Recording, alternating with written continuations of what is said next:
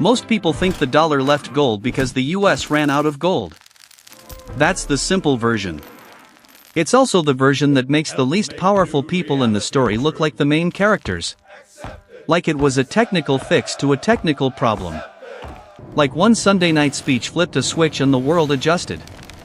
But if you look at who gained room to breathe after gold was cut loose, and who suddenly had to negotiate with American paper instead of American metal, it starts to feel less like a retreat and more like a takeover.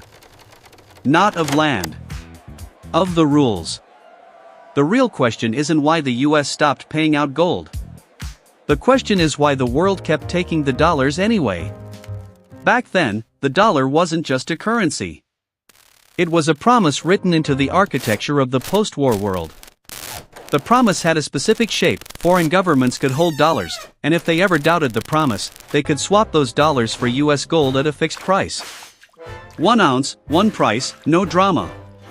The kind of clean arrangement that makes politicians sound responsible and bankers sound bored. But the boredom didn't last. The moment that promise existed, it created a new kind of pressure. Because the US didn't need to conquer countries to get influence. It just needed them to want dollars. And after World War II, they did. Not because they loved America. Because they needed a stable unit to rebuild, trade, price commodities, and settle accounts. So dollars flowed out. Some through aid. Some through trade. Some through military spending. Some through the private appetite for American goods. And each dollar that left the United States became a claim on US gold. That's the quiet trap of a gold promise. It's comforting until it's successful. A reserve currency has to be available in massive quantities. The world needs piles of it. But if every pile is redeemable for a finite commodity, the issuer is eventually asked to deliver more commodity than it can comfortably spare. It's not that the US didn't have gold. It did. It's that it didn't have enough gold to back the role it had volunteered to play. And the role kept expanding. Now add politics. But it wasn't At home, the US was living through a period where government was expected to do big things. Fight wars. Fund programs. Keep unemployment down. Send signals. Show strength. None of that fits neatly inside a box labeled limited by gold. Gold doesn't care about elections. Gold doesn't care about televised speeches. Gold doesn't care if you promised a booming economy and a global posture at the same time. Gold just sits there, inert, while governments argue with arithmetic. So the promise started to bend. US policymakers had two audiences. Domestic voters, who wanted prosperity and security. And foreign governments, who wanted reassurance that dollars weren't being printed into meaninglessness. Those audiences wanted opposite things. If you tighten money to defend gold, you risk recession and political backlash. If you loosen money for growth and war finance, you risk a run on gold. In that tension, the dollar's gold link began to act less like a guarantee and more like a hostage situation. It forced Washington to ask a question it hated: should US policy be constrained by what foreign central banks might do next? Because foreign central banks were not passive. They could see the same balance sheet. They could count the dollars. They could watch US deficits. They could hear the confident speeches and compare them to the numbers. Some of them began to test the promise. This is where the story gets miscast. People like to imagine a dramatic confrontation, foreign leaders demanding gold, America refusing, the system collapsing in a blaze. In reality, it was colder. It was about optionality. If you're a major country holding dollars, you don't have to redeem everything. You just have to make the possibility credible. You have to signal you might, which pressures the issuer to behave. Gold redemption was leverage. A polite form of blackmail with a legal seal. And when that leverage exists, it shapes every decision behind closed doors. Inside Washington, there was a dawning realization that should have been obvious from day one: as long as gold redemption existed, other countries had a veto over US monetary freedom. Not an official veto. A market veto. A panic veto. A slow-motion vote of no confidence, measured in gold shipments. So the gold link wasn't just an economic constraint. It was a sovereignty constraint. The US had built a world where the dollar was central, then discovered that being central meant being accountable. Accountable to allies, rivals, and any government with a big enough pile of dollars. That accountability was not acceptable forever. If you trace the pressure lines, you can see three forces pulling at the same knot. First, war and global commitments. Being the enforcer of a post-war order costs money, and much of that spending leaks abroad. Dollars become global bloodstream. Second, domestic politics. Citizens are not asked to vote for, defend the gold window. They vote for jobs, prices, and confidence. Leaders who sacrifice domestic stability for an abstract international promise tend to lose power. Third, the rise of competitors. Europe and Japan were rebuilding. They were exporting. They were accumulating dollars. And with each dollar accumulation, the US promise looked more strained. So the system became something like a stage set. Impressive from the front, supported by fragile beams behind. It worked as long as everyone agreed not to test it too hard. Then the tests got harder. Imagine the dilemma from the US side. If you keep the gold promise, you must either raise interest rates, cut spending, or accept economic pain to reduce dollar outflows. But if you do that, you risk weakening your own growth and your own political stability. The reserve currency issuer is supposed to be the anchor, but anchors can drown the person holding them. And imagine it from the foreign side. You hold dollars because they are useful. But you also know the issuer has incentives to devalue them over time. So you demand discipline, or you take precautions, or you quietly diversify, or you redeem some gold just to prove you can. Every move is rational. Every move makes the system more unstable. By the early 1970s, the US faced a choice it could no longer postpone. One option was to subordinate US policy to the fixed gold promise. Keep redemption. Keep the old rules. Accept the constraints. That would mean admitting that the US was just another country inside a system, not the system itself. The other option was to change the rules. Not with a treaty conference and months of negotiation. With a declaration. A rupture. That Sunday night moment is remembered as a crisis response. But it also had the feel of a strategic escape. A way to break the veto. A way to tell the world, calmly, that the old terms were over. The key is what closing the gold window actually did. It didn't end the dollar. It ended the dollar's obligation. In one move, the US transformed a global currency from a redeemable claim into a self-referential instrument. The dollar would now be backed by, what, exactly? The US economy. US tax power. US political stability. US military reach. The fact that everyone else still needed it. In other words, the backing became the system. That's a subtle revolution. It replaces a metal-based guarantee with a network-based reality. The dollar doesn't need to be convertible if it's unavoidable. And for a while, it looked like it might not work. The old anchor was gone. Exchange rates shifted. Some currencies rose. Others wobbled. There was real uncertainty. The kind that makes traders rich and policymakers miserable. But then something happened that rarely gets described as part of the same story, even though it's connected. The world rebuilt the dollar's centrality on different foundations. Not gold. Liquidity. Not redemption. Settlement. Not a fixed price of metal. A web of obligations where commodities, debt, trade, and banking still revolved around the dollar because the alternative was worse. If you were a country importing energy, you needed dollars. If you were a bank settling international payments, you needed dollars.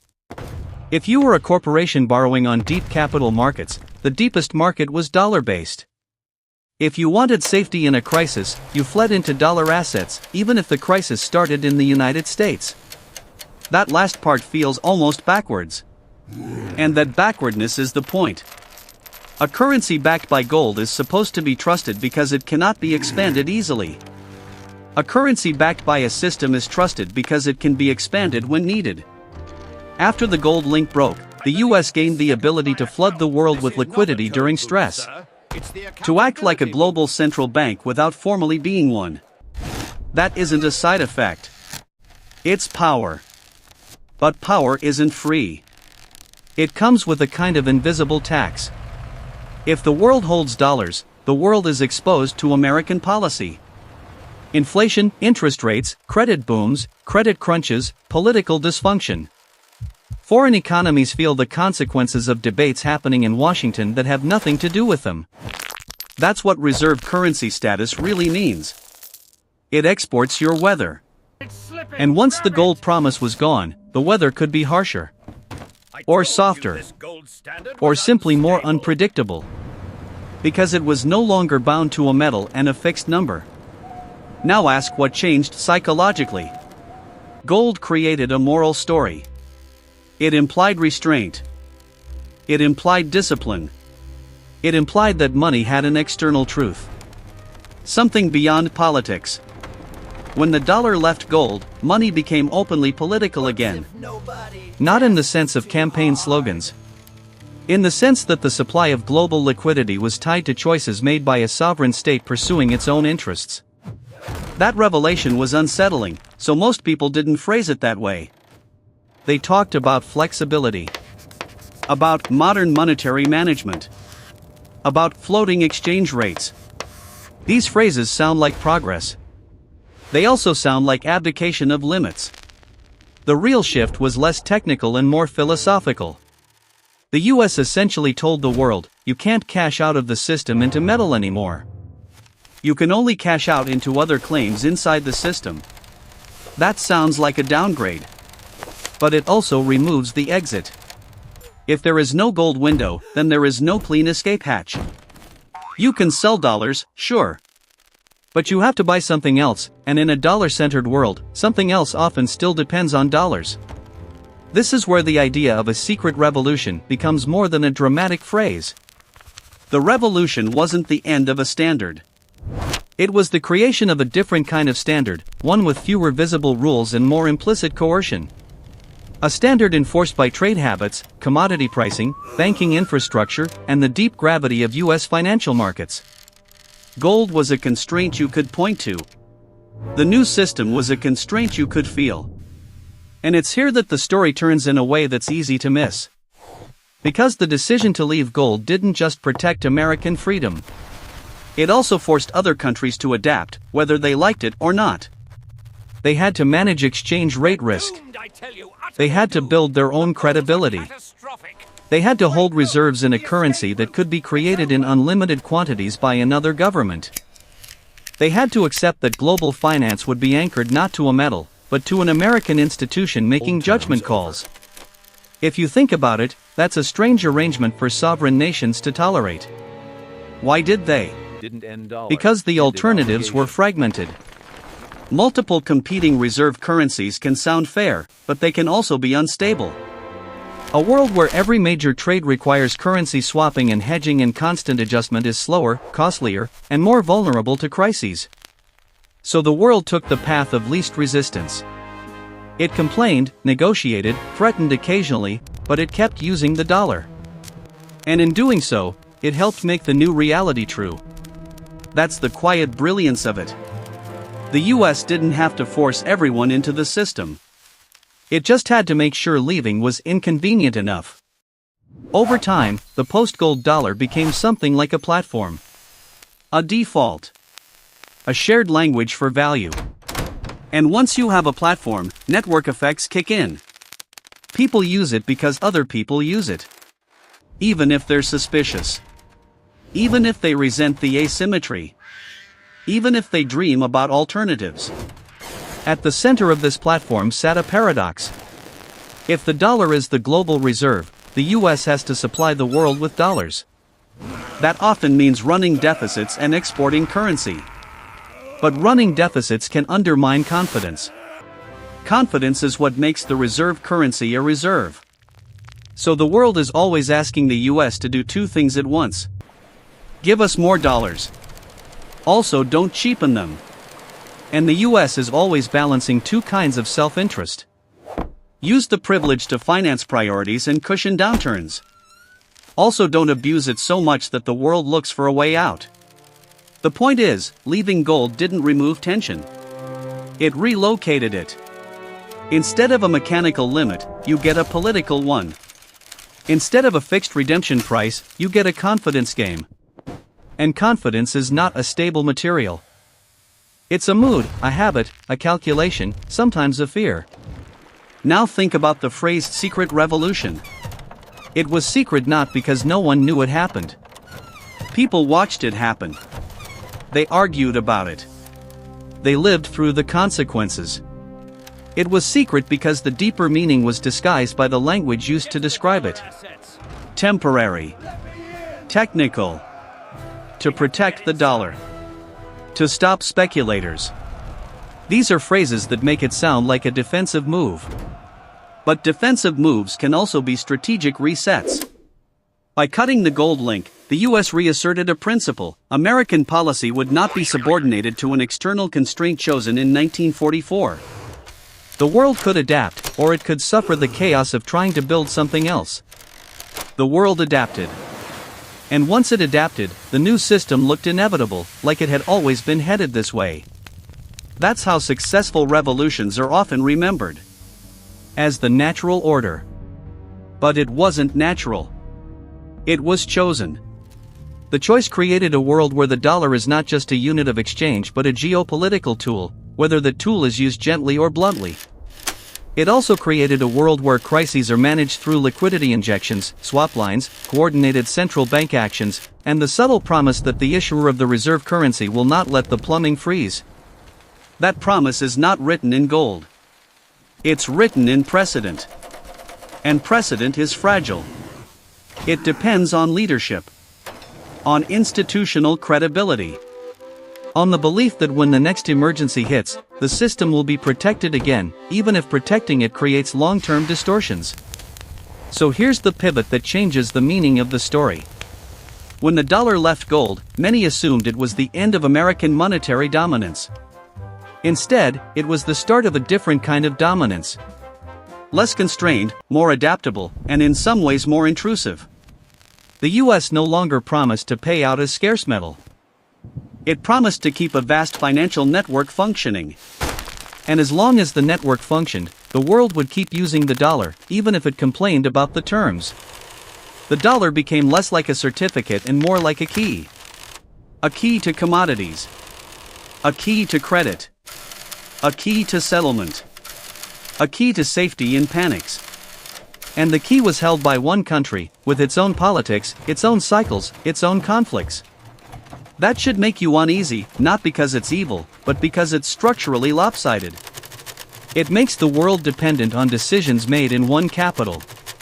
It makes other countries' central banks into reactive players, adjusting to interest rates and liquidity conditions set elsewhere. When people today talk about de-dollarization, they often talk as if it's a new revolt. But the impulse is old.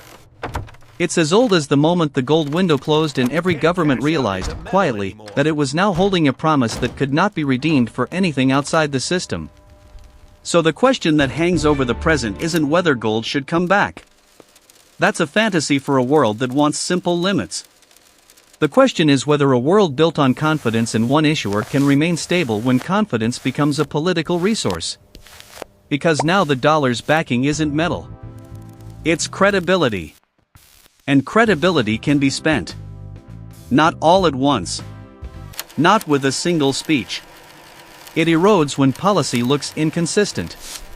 When institutions look partisan. When debt looks infinite. When the global role of the currency starts to clash with domestic demands. That's when the ghost of the gold standard returns, not as nostalgia but as a reminder of what was lost, an external anchor that didn't care about elections. But maybe that anchor was never the real point.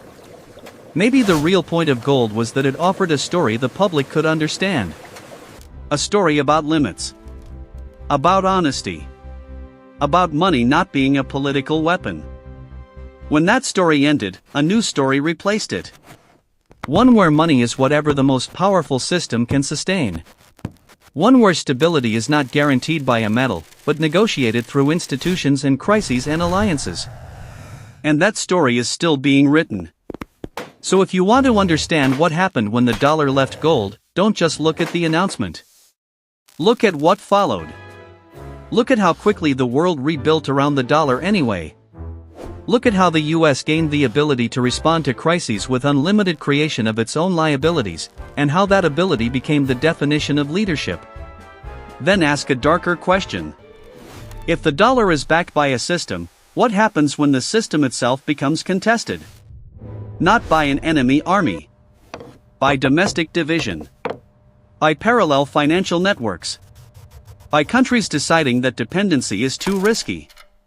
By the slow construction of alternatives that don't need American permission. The gold window closed on a specific day. But the revolution didn't end that day. It just moved into the wiring. And the wiring is still there, humming, unseen, carrying value across borders, shaping what governments can do, and quietly reminding everyone that money, at the highest level, is never just money. It's leverage. It's trust. It's control disguised as convenience. And once you see it that way, the obvious question isn't why the dollar left gold. It's why anyone ever believed the old promise would be allowed to restrain the new empire for long.